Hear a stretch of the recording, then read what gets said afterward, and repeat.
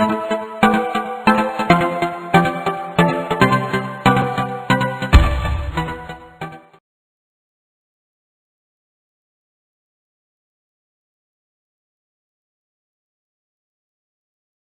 guess I've made a believer out of an atheist today because I was in Goa and there was freaky weather in Goa. All flights were cancelled all the way till 1 p.m. And so he said he was going to pray. Obviously, it worked.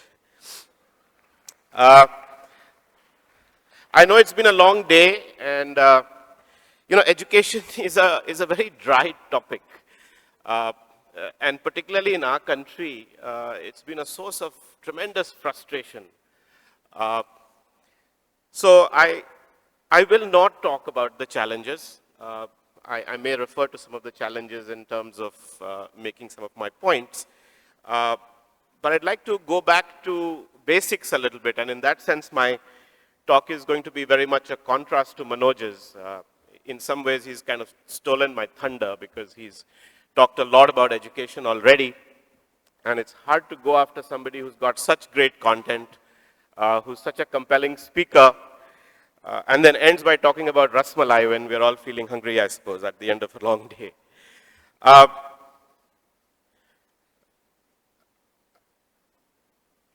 I first got involved in setting up ISB uh, as just a flunky who was helping his boss's boss's boss execute a project. Little did I know that it's going to take me down a path that has been most exhilarating, exciting, inspiring, at the same time most frustrating, challenging, and honestly demeaning through this journey. I never imagined that a project would translate into an institution that is held in such high regard, and I'm particularly grateful and privileged to be standing here in Hyderabad, where it all started, not so far from here. I then went on to get involved in another institution which I never thought I would be part of, and that too a liberal arts institution when I studied engineering and worked in management. And now creating a program for women only, which I would have never imagined a few years ago, and a lot of people challenged me that in this day and age, why would you do a program for women only, when we all seem to have solved for a lot of the problems that women faced in our world. So it's been an interesting journey, and very tough in many ways, but with huge learnings along the way. And I want to share some of those personal insights today. Please don't question me on some of my lack of knowledge, because I have to say that I'm no expert. I've been involved in building 2 or 3 institutions. What most people don't know that I've actually failed to build 2 institutions as well. So I think that's always very good learning. I tried to build a business school in Baroda, which faded into oblivion. Nobody has heard of Sanskriti School of Business. And another school of communication that I tried to do in Delhi, which I thought would become the next ISB for media and journalism, but I guess that wasn't to be. So I'm sharing with you what I've learned from doing some of the successful experiments. I still call them experiments, they're very recent. And also some of the learnings that I've had from the failures that I've been associated with. And I'm happy to admit that perhaps they taught me a lot more than some of the successes. Let me start by saying that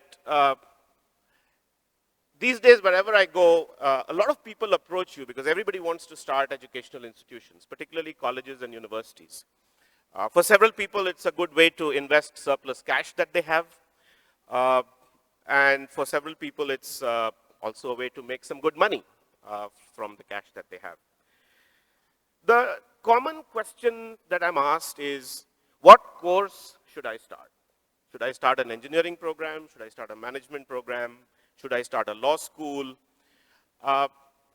And the truth is that everybody is obsessed with this question of which program will yield the best results.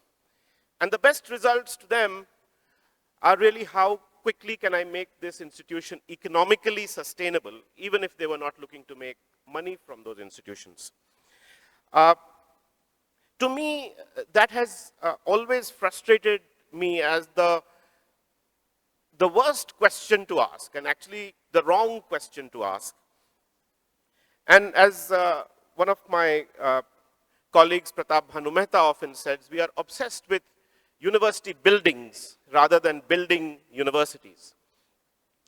And so what I thought I'd do today is try and touch upon 3 ideas around what goes into an institution of the future. I think on one of the slides that Manoj had, which kind of just vanished because of, I guess, the cognitive speech assist that you had running in the back, the slide on education, the first point was that we are actually not educating people for the future, but actually educating people for the past. I think it's important that we look ahead and say, what's the new world going to require from our graduates? And what are the ingredients that need to go in? And of course, some of this is based on the successes that I've seen with ISB, Ashoka, YIF, the Young India Fellowship, and the Vedica Scholars Programme.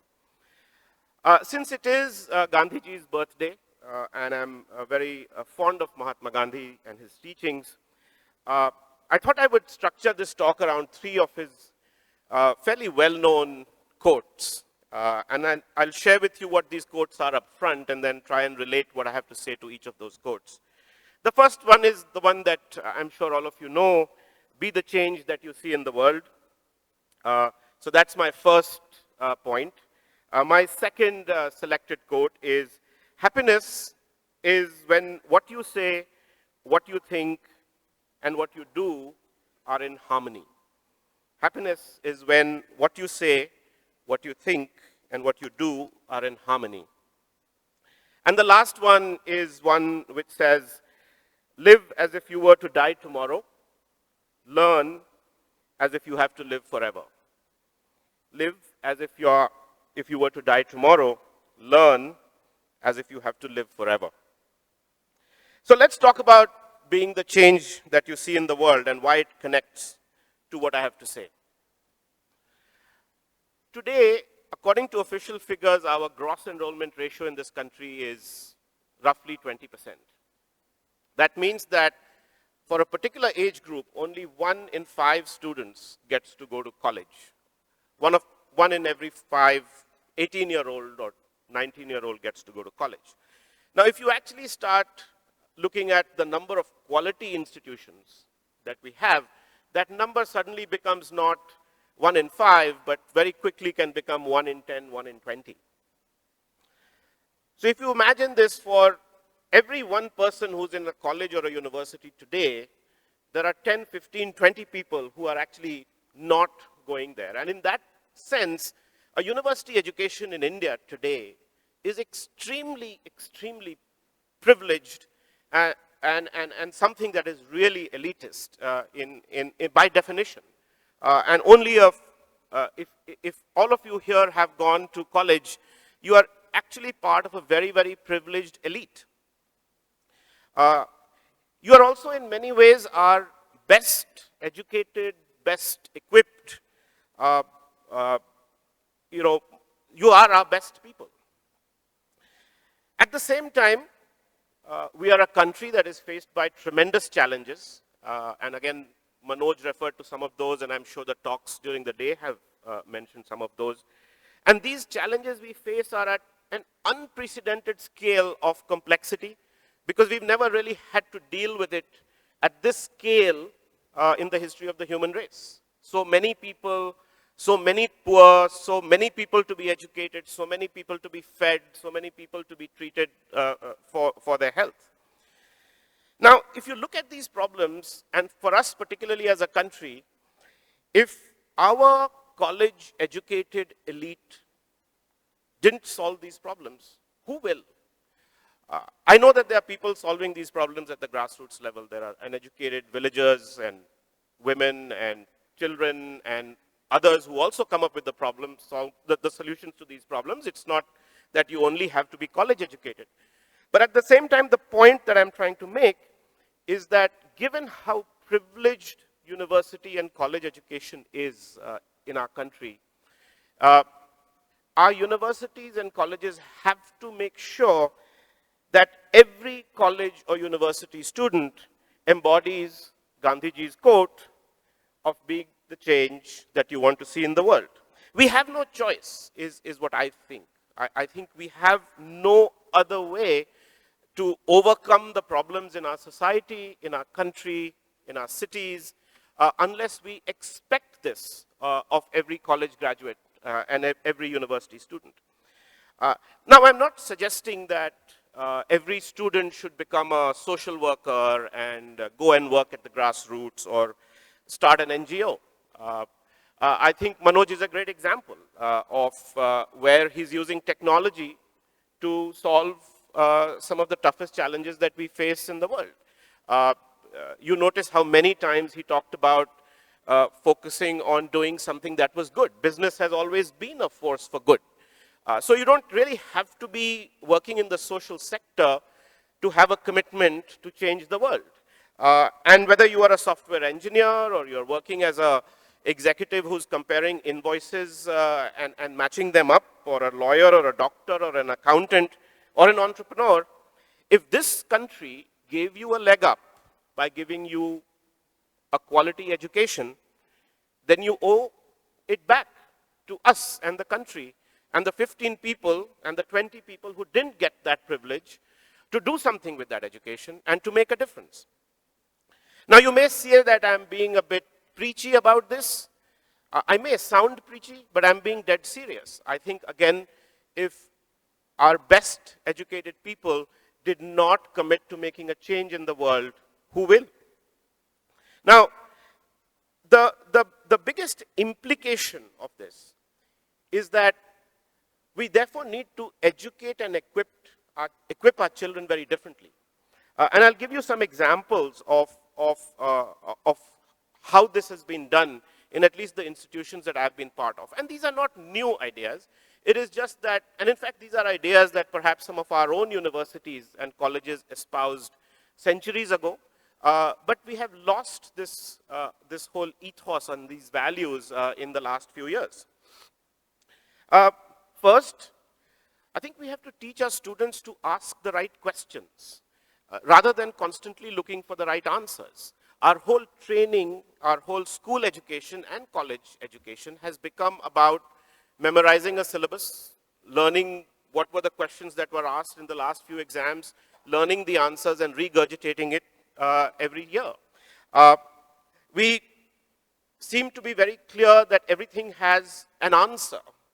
As we were talking about today, just in this last talk and some of the questions that were being asked, there are no right answers to these problems. We don't know what the answer is. We don't know if we will ever know an answer. And if it's anything, the answers are all gray, not black or white. And so how do you equip students to deal with these questions? You help equip them with the ability to think critically. You help get them to be comfortable with ambiguity, to analyze complexity, to look at things from different perspectives, and to, above all, be able to separate fact from opinion. I'll come again to how you do that in a minute. Second, the biggest challenge we have these days is that none of these problems are solvable by looking at it through one lens or one perspective. And so the important thing is that you have to teach our students to be able to appreciate the fact that problems should be looked at from multiple perspectives and not just one perspective. Third, how do you ensure that students understand that these problems that they are going to be able to, that they are going to be entrusted or expected to solve are not going to be solvable just by them alone, and that they will need to collaborate with others and to bring in others to solve these problems. So far, we've been quite used to the idea that, we alone can take charge of an unsolved problem and actually forge ahead and solve it. So the value of teamwork and collaboration, and I understand these are hackneyed, but the truth is that we don't really teach this stuff in our colleges and universities. We accept people will learn that along the way. I think I've already talked about the fact that fourth, there is often no one answer, no single silver bullet solution. So you try something, it works, sometimes it doesn't. In fact, most times it doesn't. And you try it again, and you try something different. And so you get into this try, adapt, try again cycle, which again is something that we are not training people in our education system to do. So as Manoj pointed out in that slide, the truth is that our current education system doesn't prepare you to either solve the problems that we are faced as a society, as a country, nor to actually prepare yourself to have a life and to have a living in this new world that is coming our way. So again, how do you do this? One of the things that I have at least discovered through my appreciation of liberal arts education, particularly in the way it is taught in the United States and the kind of way we are trying to do it at Ashoka, as well at the Vedica program, is that we have to bring back the cycle of people reading, writing, reasoning, reading, writing, reasoning, reading, writing, reasoning. I think this is what you're trying to do here through these Manthan talks, by the way. You're bringing in a bunch of people to listen to people like us espouse views, but hopefully not go away believing everything we say, to think about it a little bit, add your own perspective, and spread the word, and be able to have intelligent discussions with other people about this. This is something that we've lost through our school system, we've lost through our college system, and it's extremely necessary to bring it back. Now, the truth is that bringing this back is having to remedy 12 years of school education and 3-4 years of college education if you're running a postgraduate program. And it takes a lot. So for example, at the Vedica program, we teach writing, reading, writing, and reasoning for the entire year, whereas most MBA programs will have one course on soft skills and communication. The second is the importance of teaching both breadth and depth. Most of our programs have become only about depth. So you specialize in a certain area. And that's the big question everybody asks you when you talk about setting up a new institution. The question is, what course should I start? Whatever course you start actually doesn't matter. What matters is that if you really want to equip our kids to work with the problems of the 21st century, if you really want them to live in the 21st century in the kind of world that Manoj was talking about, they need to understand multiple subjects. And therefore, the combination of breadth and depth is what you need. In fact, if you study the history of IIT Kanpur, where I was educated, when Professor Kelkar founded the institution, he actually believed in this very ethos. But by the time I went there in 1982, the humanities and social sciences had become just nice to have subjects that nobody really cared about. It wasn't paid much attention to. And frankly, all of us only cared about our engineering subjects. Third, I think while I talked about writing and reading, the need to communicate better has become even more important today than it ever was. Somehow people assume that just because they are on Twitter and on social media, they don't know how to they don't need how to communicate. But poor communication is one of the biggest frustrations that we all find as employers as we get people to come and work for us. So these seem like things that have to go back to the basic, but I have to tell you that these are the things that I struggle with most in some of the building of some of these institutions. Like, how do you bring in people to teach good writing? How do you bring in people to teach good communication? You have PhDs in multiple subjects, but people have lost the art of simple writing. We all lament about what we see on television and what we read in our newspapers, and that's really because people have not really been taught how to communicate. So I'll move on from this topic where I've actually spent a fair bit of time. The fact is that my simple point is that the problems and the challenges of this world are becoming more and more complex, particularly in our country. I was shocked when Manoj's slide said that 69% of Indians are risk losing jobs. Imagine what that would do to a country that is already struggling with unemployment. Who's going to solve that problem? Yes, Uber is doing great things for transportation, but look at the congestion in Delhi. the fact that they're going to buy 200,000 more cars, they claim, in the next few years, what's going to happen to our environment? Who's going to solve that problem? And so I fundamentally believe that if you are going to receive a college education in this country, you must be aware, you must engage, and you must be equipped to deal with these problems for us. Otherwise, you owe us, and that's my expectation. Nelson Mandela once said, education is the most powerful weapon that you can use to change the world.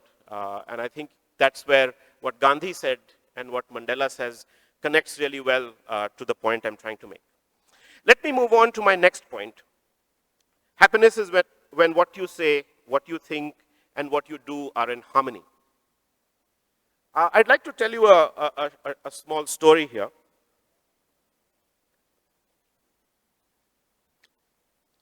I was educated in a small school in Patna called the St. Michael's High School, Patna. Like a lot of institutions that we tend to build in our country, and it has gone down tremendously over the years. But as I've grown up and gone through my professional life, I've noticed that several of my friends from that school have done really well, quote unquote, been successful.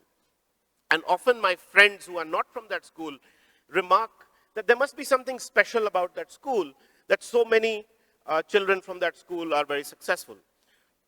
Mr. Ahmed came to pick me up today, and he's from Hyderabad Public School, and I know that that's one of the schools in Hyderabad where a lot of good people have come out of. So recently I ran into one of the teachers from my school, and I started having a conversation with her about why was it that the school was so special, and what was it about the school that she thought had contributed to the apparent success or higher rate of success of our students. She surprised me by saying that, oh, I thought, Pramath, you would know, because in these institutions you are building, there seems to be something right you're doing, and I thought you knew what the ingredient was. And I said, no, I didn't see the connection. I don't know. So she said the answer lay in what our then principal, who was an American Jesuit, used to tell the teachers. And I said, well, what would he tell the teachers? Because to us, he was this very harsh and tough principal with whom we had a bit of a love-hate relationship. He would be very fond of us in sort of one-on-one conversations about our careers and our interests, but he was otherwise very harsh and very tough. And she said that, all he would tell us every time we would have a problem about teaching or learning or indiscipline in class is, Gauri, this is Gauri Ishwaran, who was my teacher. And she says, he would say, Gauri, all you have to do is make sure that your students are happy. Now, this immediately hit a chord as far as I was concerned. Of course, he's not meaning fun happy and pleasure happy, right? He means students feeling engaged and fulfilled and meaningful in what they're doing.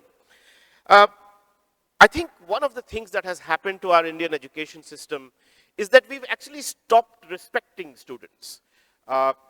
Even less, we don't even respect parents very much. I still remember at an admission interview of some Ashoka candidates who had come for an interview, a parent came in without the photocopy of a document that she was supposed to submit. And when I offered that one of our people would actually go out and photocopy the document and bring it back, she started crying. And the reason she was crying was she was saying that when she had gone seeking admission for her daughter in various colleges, everywhere she was treated so poorly that she couldn't believe that somebody would treat her with respect. But more than that, it's also how we limit the choices of what our students should be doing. I remember my days as a high school student where it was a given that I should actually take the IIT exam because I was a science student. In the exam, I got a certain rank, which was imprinted, I think, on my brain because I still remember it. It was 994. I went into the institution for so-called counseling, and I was very clearly told that if I had 994 and I wanted to go to Kanpur, then I should study metallurgical engineering. I had no idea what metallurgical engineering was. I did not know how it was spelt. I thought I should take aeronautical engineering because I would learn how to fly planes. That seemed more exciting. The professor who was counseling me said, no, aeronautical is supposed to be a little worse department than metallurgy, so you should take metallurgy. So I thought he was counseling me for my good, and I took metallurgical engineering. I had no interest in that subject. My grades were a disaster. I was miserable for 4 years. My friends who are my classmates still think that I must be some sort of a academic failure somewhere, and I had somehow made myself get to where I am in life.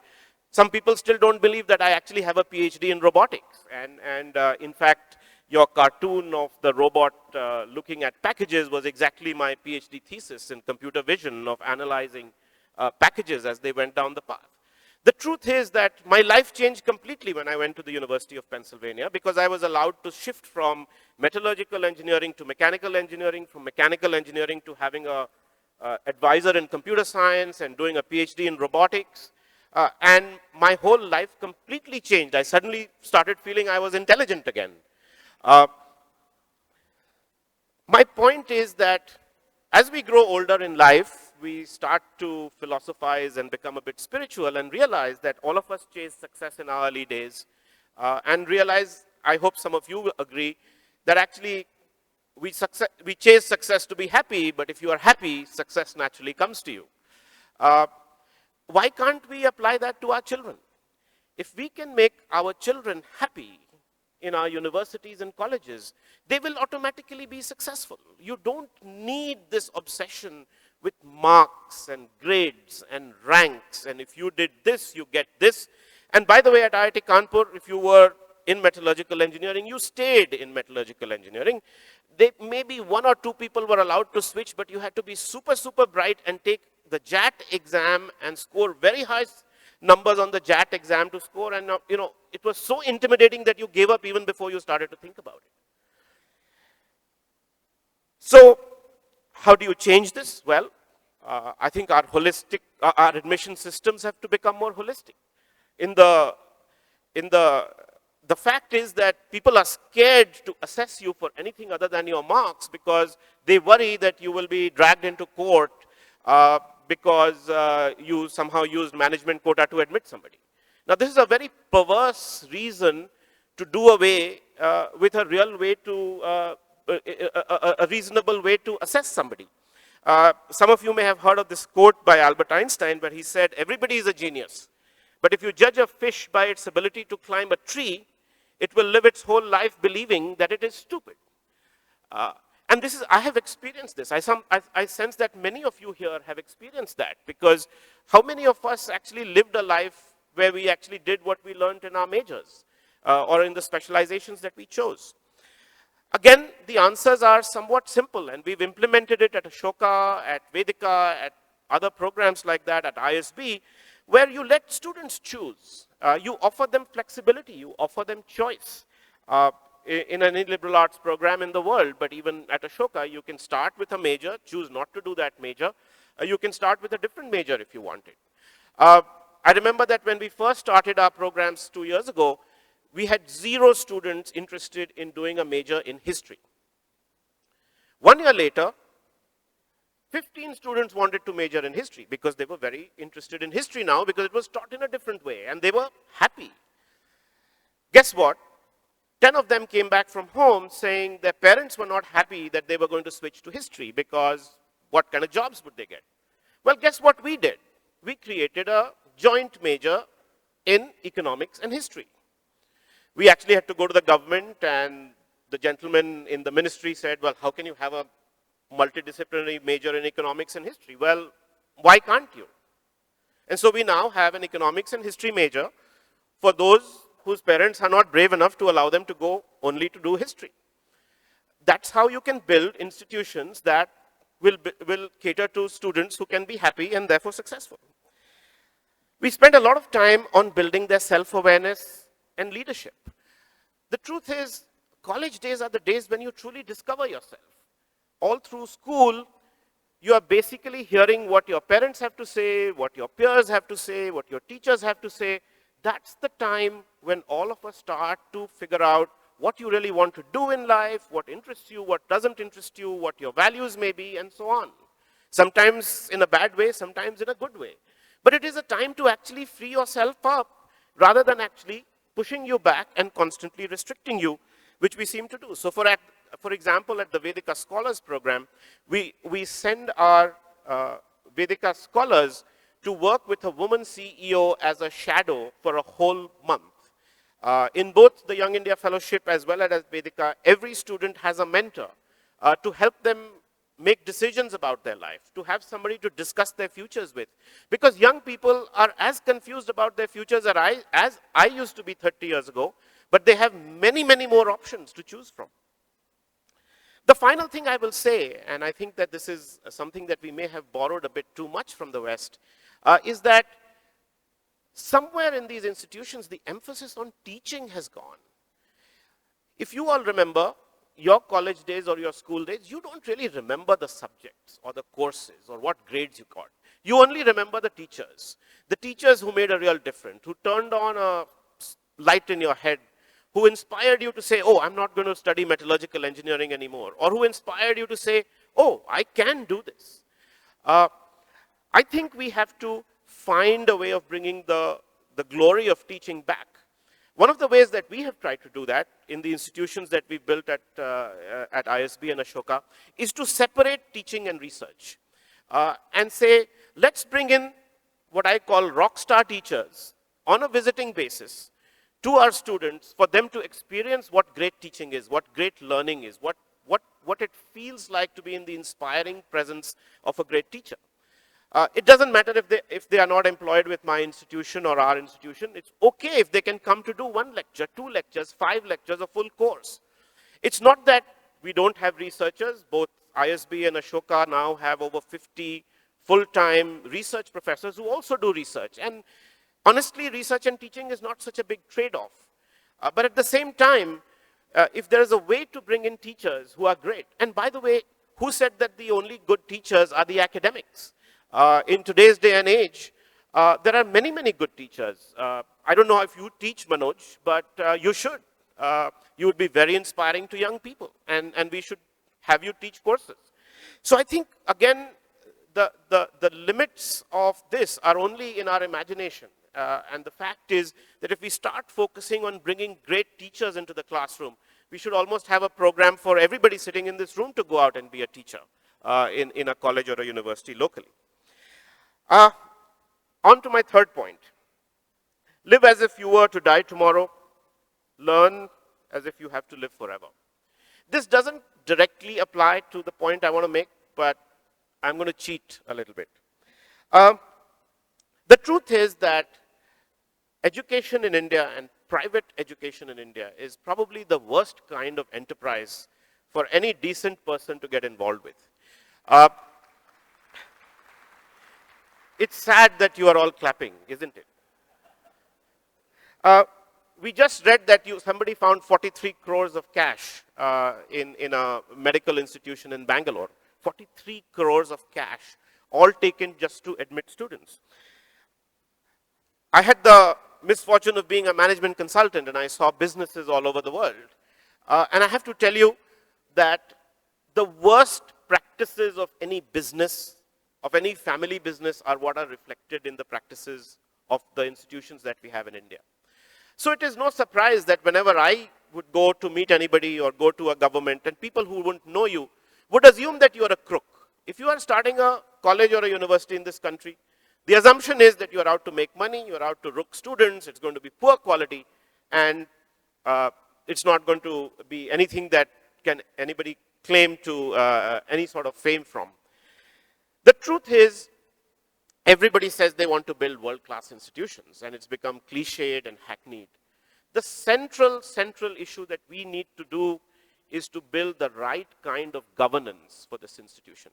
So whenever people come to ask me about which course, I ask them about happiness of students and governance models, and they think I'm some sort of an idiot because they don't get it. But the point is that it's the governance model of institutions that makes the big difference. The best universities and the best colleges and the best schools of the world are not owned by anyone.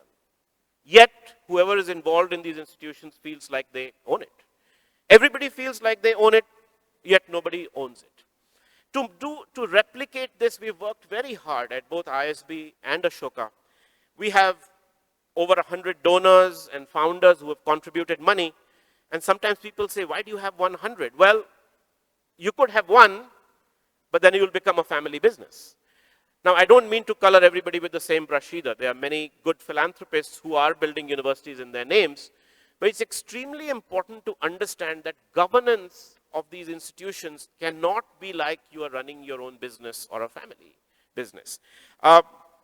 We have made sure that in our case, the philanthropy is not tied to the say or the power that you have in the running of the institution. So you give 1 or you give 100 or you give 1,000, everybody has the same say in the running of the institution.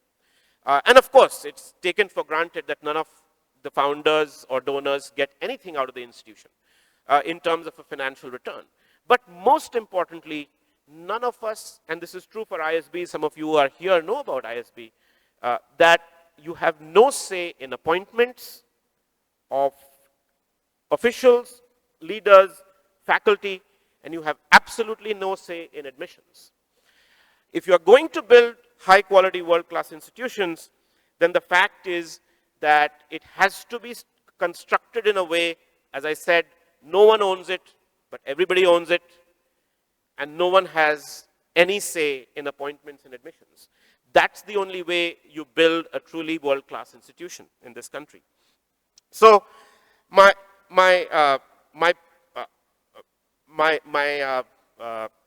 talk has been punctuated by Gandhiji's quotes, but I'll end with one last one from Pandit Motilal Nehru, which is actually the crux of what I'm talking about, who used to say, it is said, that there are two kinds of people.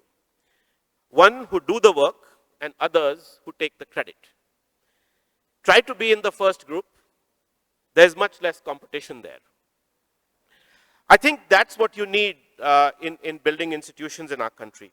And so I'll like to just summarize by saying that where I'm really bringing this down to is building institutions of high quality and of the quality that the world needs is not about which course and how many buildings and how much acres of land you will have, but it's really about these three things.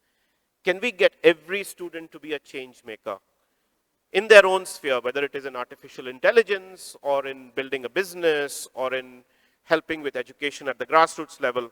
Can we ensure that our students are truly happy, and happy not from a fun and a pleasure standpoint, but happy from a satisfaction, from an engagement, from a fulfillment and meaning standpoint? And third, can we make sure that independent governance models are ensured in the universities that we build? The Prime Minister has declared that he would like to have 10 public and 10 private world-class universities. This is a good time to reflect on what will make them truly world-class. And I will just end by making one small point, and that is that a lot of discussion happens about higher education and education in general in India. The truth is, all our discussion is about solving the problems of the past. And so our discussions are always about what is often called looking in the rear-view mirror while driving, right? We somewhere have to start looking at this from a lens of the future. Maybe the fact that we haven't done some of the things that we were supposed to do could be a boon, because we do have a clean sheet and a clean slate to build from. And I think it's more important to work to aspire for what is desired than try to solve for what is a problem. I will finally end by saying that while we keep talking about world class and best in class and how we can be the best in the world, I'm also guilty of saying that we want ISB to be the best 10 and Ashoka to be the best 100 and so on. If we could only build universities that are best for the world, if we could build universities that are best for India, I think we would be building the best in the world. And that's the way to look at it, rather than trying to just be the best. Thank you very much. In Ashoka, I was looking up the courses that you offer, and you offer environmental studies as a minor. You offer history, but you do not offer geography. Now, ironically, the top 100 institutions in geography across the world, none of them are in India. And geography, whether you look at the climatic geography, environmental geography, or human geography, is becoming so relevant in the kind of times we are living in and the kind of problems and the crisis we are facing. So I just want to know your thoughts of them, that when you, I mean, one, I should first congratulate you because humanities and liberal arts is what we need, because for too many years, we've had too much emphasis on management and engineering and medicine. But this is so, when you are doing that, what is it that made you leave out geography as an offering in Ashoka? Right. So we are sequencing the introduction of new majors, of our majors. So we haven't quite left it out. It was not part of the first group of majors that we started with. So I think it's a blind spot, and I'll certainly take that as a suggestion rather than defend why we didn't, because we really didn't exclude it. We just started with a few. For example, we don't have the natural sciences yet. So next year we are starting physics and biology. And so we will introduce newer courses. So it's just a matter of the staging and the sequencing of it, but there is nothing against geography. But equally, I think you've made me think, and I'll certainly take it back now to our academics to look at that as an opportunity. What will maybe make up a little bit for it is that I'm now helping set up a new university in Gujarat, which is going to focus on the environment. And there we are going to have geography as a major. Vijay Kumar. Thank you for talking about education, which I don't know if it is symbolic, comes at the very end of one day Samvaad. Because that seems to be the kind of attention we are paying to education. Last but not the least. Yes. But my question is, since you asked us to look into the future rather than into the past, would you say that private universities, which are like, islands of excellence, surrounded by oceans of mediocrity, are these the answers to the ills that public universities or public institutions seem to be struggling with? No, I think you have to solve for both. I don't think they are an answer to the public system, and you have to have a very strong public system. Traditionally, education as health has been one of the things that serves as a public good, and there is no going away from that fact. So I think we have to strengthen the public system, and creating more private universities doesn't help that. In fact, that has already happened in the school system as well, where people are migrating to the private system and the public system is suffering. So I don't think you can trade the two off. I don't think you can also get away from the fact that the private system has to be there. I don't know if you know, but in India, both in the school as well as in the higher education, we have the highest proportion of private universities and schools. At the school level, it's now about 40%. In the universities and higher education, it's almost 70% enrollment is in the private system. It's obvious that the government is not able to bring in the resources to expand the public system fast enough to meet the demand, and therefore the private system has come in. But I think we have to reform both the public and the private system, and there are very, very deep-seated problems in both of them. So I don't think it's a trade-off. You have to solve for both. Dark blue shirt. Hello, sir. If we are talking about education system or quality education system, then we must talk about our marginalized sections. Because powerful people in the governance are deliberately destroying public funded educational institutions. So I am promoting their private institutions. So my question is, how universities like US Ashoka, ISB or Geetam or any institution is giving opportunities to marginalized sections? We, at Ashoka, we proactively go out to reach out to marginalized sections income levels. Almost 60% of all our students are on some form of scholarship. Close to 10% of our students are actually on a full scholarship where they are completely paid for the duration of the 4 years. I think the challenge is that we are not able to reach out to as many people as we would like to. We've tried to reach out through the various school systems, the various state boards, through the Navodaya schools, and so on. But I do think that we do try and make an effort.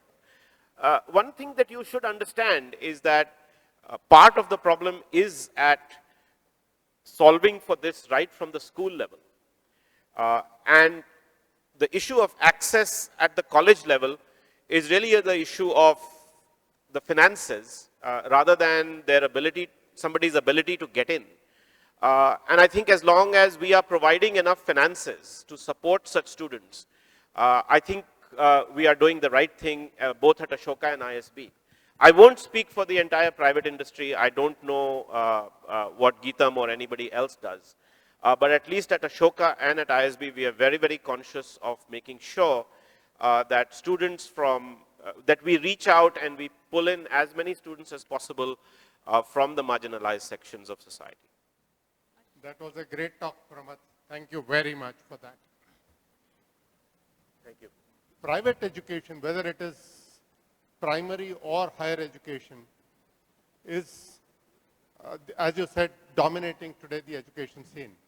But by definition and by law, private education cannot be for profit. And therefore, the entire private education system, except universities like yours, are built on a structure of fraud and forgery, where they put up a facade of being a not-for-profit organization, but in reality, they make profit. It's commercial philanthropy. Yes. There's no philanthropy. It's pure commerce, but Yeah. they have to put up a facade of being a philanthropy. When the structure itself, the foundation itself of a system is corrupt, when it is built on something that's not correct, one cannot expect it to really do very well. That's one. The second is that the only way to go? Can businesses not run educational institutions for profit? So this is exactly one of those questions that you need the education for that I was talking about, right? Because there is no black and white answer to this. The truth is that that makes it a very slippery slope. And this has been debated and tried out in country after country. The truth is that, so let me say how I should say this.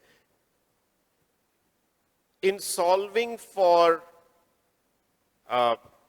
in solving for people making money under the garb of not-for-profit, the answer doesn't lie in creating for-profit, but actually solving for people not making profits out of a non-profit. That's what we are not solving for. And there are solutions to that. There are answers to that. But we don't have the courage, and we haven't had the courage to implement that because there are vested interests. And I can say that this is not anything insightful, but that some of those vested interests are basically connected back to the people who have to take those calls, right? There's a reason why so many people in politics also own colleges. So I think that's the nexus that has to be broken, and it can be broken.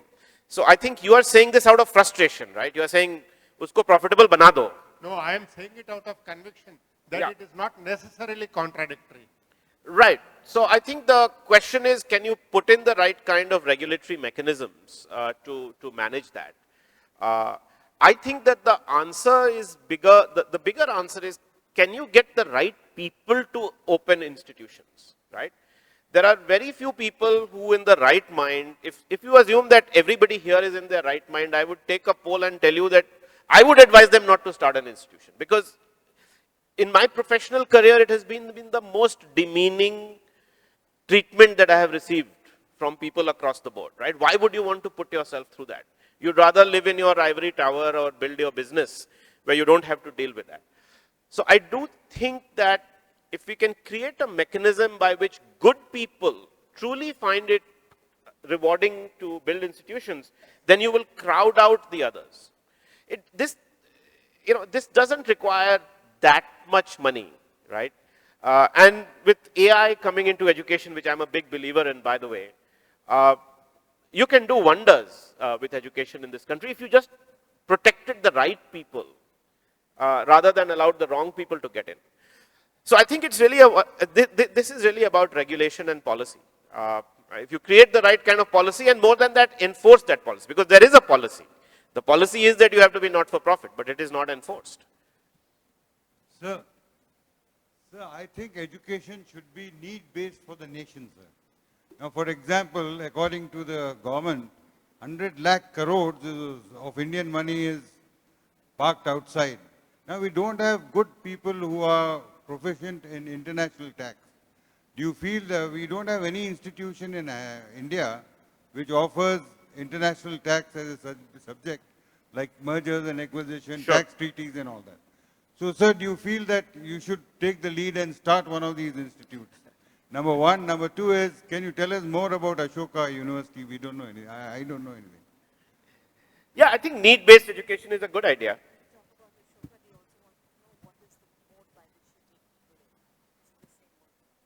Okay, yeah. So very quickly, I think a lot of institutions do come up on the basis of need. I think Ashoka is doing liberal arts education, and I think there's a need for liberal arts education. I think when we set up ISB, there was a need for creating a different kind of a management leader who came in with experience, which was not the norm in India. So I think absolutely, I think if there's something that you can do with taxation or finances, I think the challenge in India is that because again of the regulation, every time there's a need, we build a university. And so we've kind of diluted the importance or the gravity of what a university should be. I think a center of excellence within a university or a college or a program is definitely possible. And something like that could be done within an ISB or a Jamnalal Bajaj or an IIM, and that would be fine. So yes, I think a lot of these programs are created. They are now analytics program that people are doing, which everybody is doing because AI and big data and cloud and so on have become. So I do think needs-based programs are required and people are doing it. Especially the ones who are more commercially oriented definitely want to do that because they feel that they will recover the money that they were put in. Ashoka is actually a liberal arts university. So I don't know if you are all familiar with the 4-year liberal arts college model in the US. We've taken that core idea and adapted it to India, making additional modifications to the curriculum to put a greater emphasis on writing and communication, as I was saying, because in the Indian school system, we have neglected that. Putting greater emphasis on courses on India. For example, in our core courses, we have a course on Indian civilization, which is probably not offered anywhere in the world, which every student is required to take. I think in India, what has also happened is that in the West, what has happened is liberal arts education has started to be identified with airy-fairy education, which doesn't lead to anything because people have so much choice and they just study stuff for the sake of studying. We've kind of regimented that a little bit and said, listen, in our basic education, you need to study all subjects because our schools don't really teach history.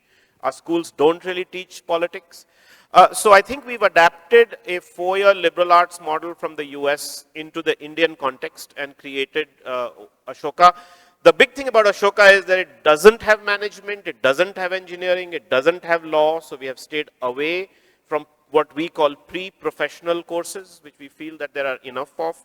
Somebody asked the question, what is the entrance mode at Ashoka? You have to apply online. It's very much like the US-based application system.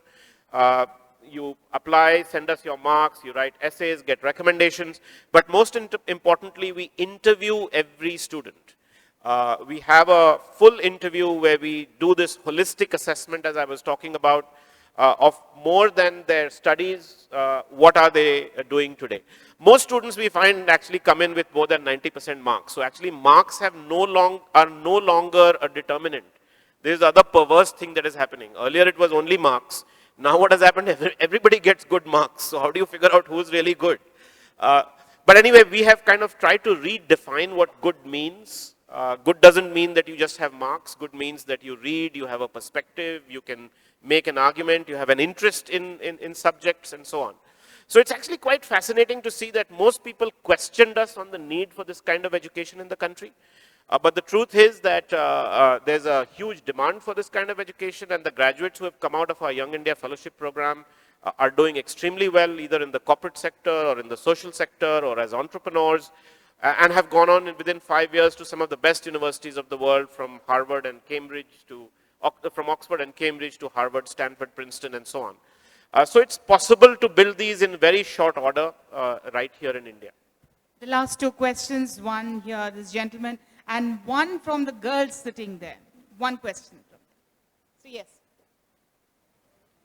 No, the gentleman behind you, I'm sorry. Yeah, sorry. Sanskrit is taught at a higher level in Germany and some other countries. In India, in your university, are you having Sanskrit as a major and for the research work on Sanskrit languages? Not yet as a major, but I foresee that over a period of time it could very well be something of interest. One of our professors is actually a PhD in Sanskrit from Oxford. He used to teach Sanskrit at Harvard and is also an expert in Indian philosophy. So we are getting slowly interest in languages, not just Sanskrit, but other Indian languages as well. But right now, again, please understand that we are a new university, so we are slowly adding courses, and we are sticking to perhaps the more popular courses to begin with before we add more. But I think over a period of time, languages and Sanskrit could very well become part of the university. Yes, I saw. Good evening, sir. The question that I had was that on the one hand, we have these private players who want to enter the education, the realm of higher education. And like you said, they're still thinking about which course should I start so that I'll make maximum profit. And obviously, what we prefer is something like what you said. But on the other hand, we also want our college graduates to be thinking not about what is the right answer, but what are the right questions, right? But most of the students who go to college today in India would be going to these private institutions who work with a profit motive.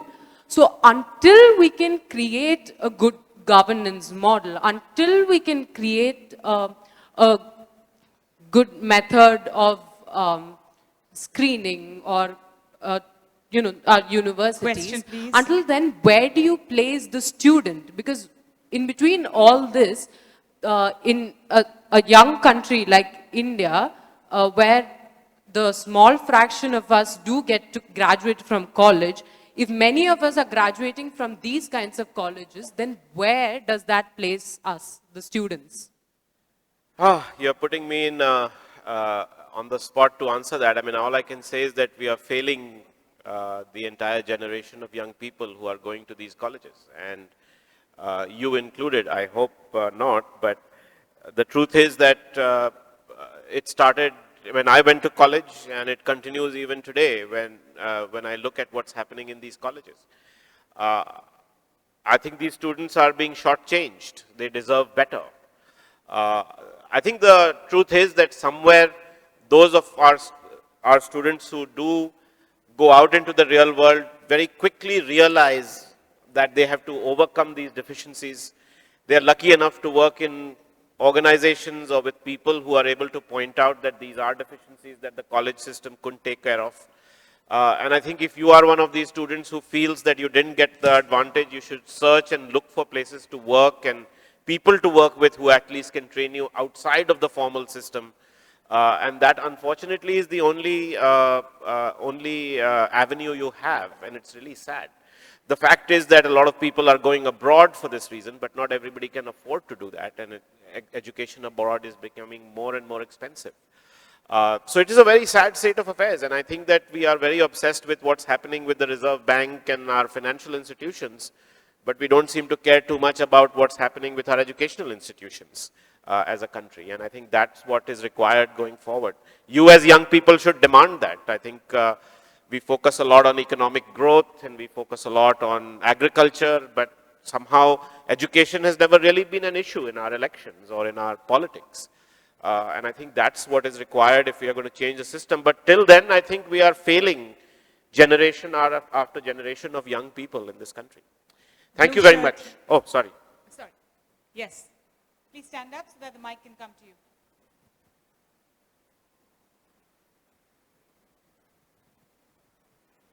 Good evening, sir. Good evening. Is there a place in India for an exclusive sports university? I'm sure there is. I mean, right next to Ashoka is isn't it the Motilal Nehru Sports School in Rai in Haryana, which traditionally created. See, there's space for everything. The question is at what quality? And are we going to have the right governance? Are we going to have the right curriculum? And are we going to have an attitude towards students that truly encourages them? So I think there's room for many, many universities, and the numbers suggest that at a 15% gross enrollment ratio, a 20% gross enrollment ratio, we should actually build 6-7 times the number of universities that we have right now, right, over a period of time. The question is, can we do it with the quality or not, right? Just setting up a university in the name of a university because it is needed is really what we have become, and I think that's what we have to avoid.